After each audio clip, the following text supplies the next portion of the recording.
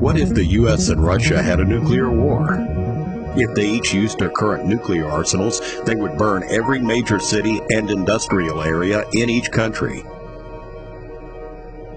Professor Alan Robach, a climatologist and distinguished professor from the Department of Environmental Sciences at Rutgers University, answered this question.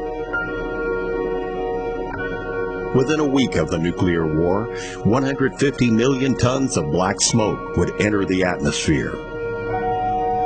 It would rise into the stratosphere, covering Earth and lasting for years. The black smoke absorbs sunlight, preventing it from reaching the surface. 2 weeks after the war, as the smoke spreads around the world, it gets dark and cold at the surface. The sunlight that is absorbed by the smoke in the upper atmosphere heats it, destroying the ozone layer.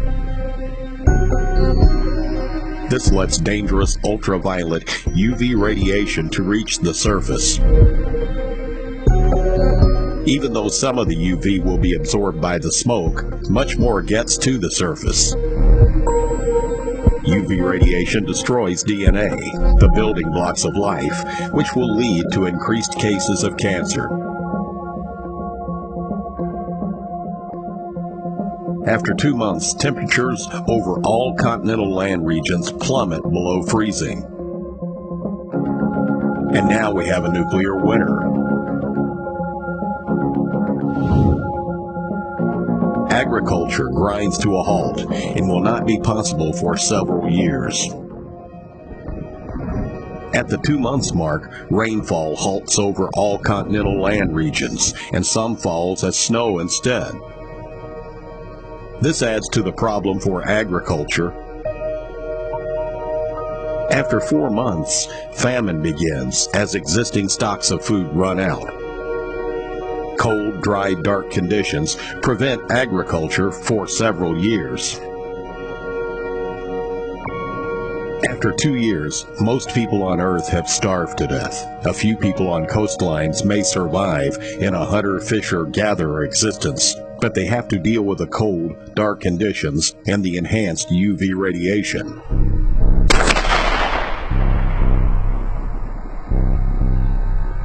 The number of survivors will be very low, and most will be in the southern hemisphere, far from the bombs, and surrounded by a warm ocean that will reduce the cooling.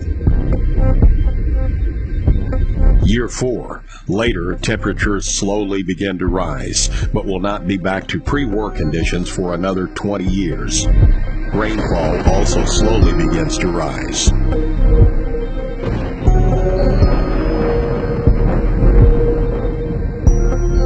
Even 5 years after the war, skin cancer is still on the rise. So is UV damage to plants. It would take around 10 years for nature to begin to take over once again. After 20 years, any survivors will still have to stay away from highly radioactive areas.